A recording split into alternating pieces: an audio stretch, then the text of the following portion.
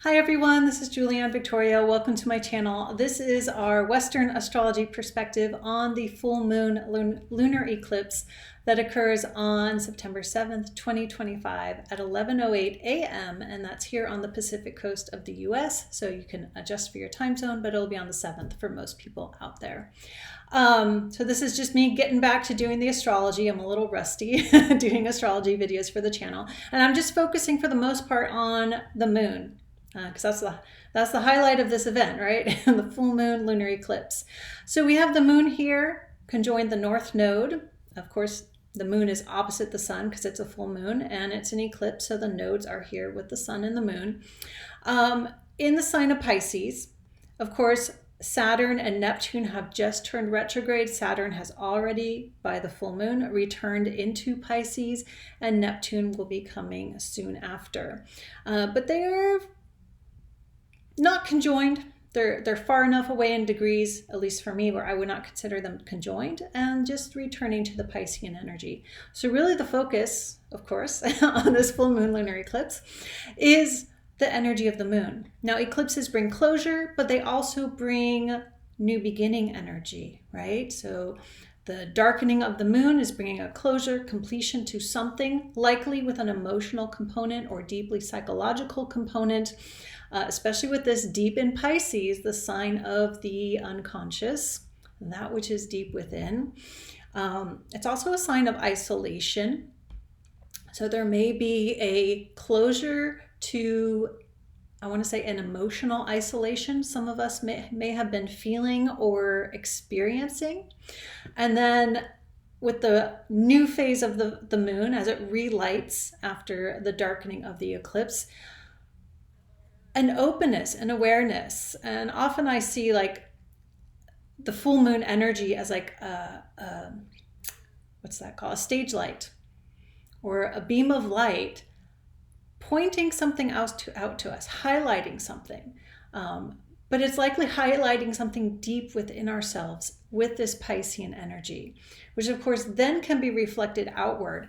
But it's strongly an inner transformation that is occurring with this eclipse energy. Now, this could be immediate, this weekend of the eclipse, especially if this hits specific things in your chart, hits close to your moon or, a certain planet, a certain configuration. But the effects could last, a month, maybe even longer, because we are in this Pisces Virgo eclipse cycle. Full cycle lasts 18 months.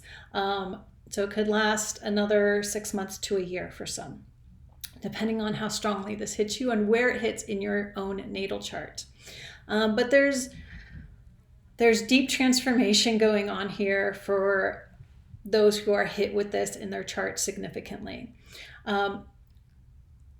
What the angles that hit this full moon, of course, opposite, right? The opposition, the sun and the south node. Of course, Mercury's there too, hanging out there. So this can bring about, you could see sort of the Pisces energy where the moon is the more internal part, and the opposite where the sun is, also again, south node, and Mercury in Virgo, the more external part. Virgo's it's an earth, practical sign. Like, okay, this transformation is going on deep within, and then awareness comes to, oh, this is what I should do externally. Or it could bring about a change of mind with Mercury here. And of course, Mercury's here in his own sign of Virgo. We may see things more in a practical way than we had before. And this came up in the Vedic version too. We may realize that we've been looking at something too emotionally, or I want to say overfeeling, which is not something I often say, overfeeling it in some way. And this transformation is sort of going to bring out some inner clarity to help our minds then handle whatever this is in a more practical way. Even if that's a highly internal process going on, it's going to change how we go about our practical everyday life. Okay.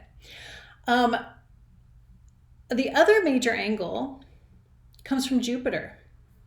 He has a beautiful trine here. He's exalted here in Cancer, right? So he's very happy where he is. He's the great benefic. He brings growth, he brings expansion, and he has a lovely trine on this full moon and the North Node, of course, and this eclipse. So he will bring some growth. He will bring expansion. Of course, he's happy in his exalted sign of Cancer, and the moon is in Pisces. So again, a lot of water, a lot of emotions, a lot of, you could say, good feelings are going to come from this cycle. A lot of emotions probably pouring out as well, right? Jupiter brings expansion, which could be a lot of emotions coming out. That could be a lot of crying. It could be a lot of laughing. It could be a lot of whatever. It's likely not a lot of screaming and anger, but again, that depends on how it hits your chart. But through this process of, I just see water pouring, through this process of emotions releasing, coming out, being expressed, maybe if they've been held in too much, that might be what gets closed off, is the closing off of emotions, right? So two negatives makes a positive. Through that, something fortunate's going to come with this Jupiter energy here. Now, he's the only major planet besides the sun, of course, opposite, aspecting the moon. We also have Lilith here in Scorpio, trining the moon and the North Node. And Lilith can bring about some rebellious energy. I just heard fed up energy, pent up, fed up energy could also be released. But I'm not getting like in a violent way or an angry way. We got Mars, he's far enough away, he's not aspecting. Yeah. And it could be with all this water and emotional stuff and the moon in Pisces that we get fed up with ourselves in some way, but in a good way, right? That will bring about growth. Jupiter's here, right? Bringing about growth. Of course, Jupiter's also trining Lilith, right? And it's this blue triangle here that stands out most. I always intuitively read the angle lines, and that's what jumped out. Is this triangle in the middle, this harmonious triangle of growth and expansion deep within is the most important, aspect of this full moon lunar eclipse, at least on the individual level. So release your inner Lilith in a positive way, in a productive way, right? That's the sun and Mercury in Virgo, in a productive way. Let the eclipse sort of, I want to keep doing this. I don't know what this is. Close off, grab hold of what we are doing within that is actually a hindrance to our growth. And then it opens up. Okay. That is the gist of the energy, quick one, of this full moon lunar eclipse. Of course, there's other stuff going on, but I just want to focus on the moon here. But it will bring good things. Jupiter is, he's like lording over the energies of this. And if we allow ourselves to expand, that requires the transformation within, with the eclipse energy, then fortunate things are coming. Okay, that is our Western astrology perspective for this full moon lunar eclipse. Thank you everyone for being here, and I'll see you back here soon.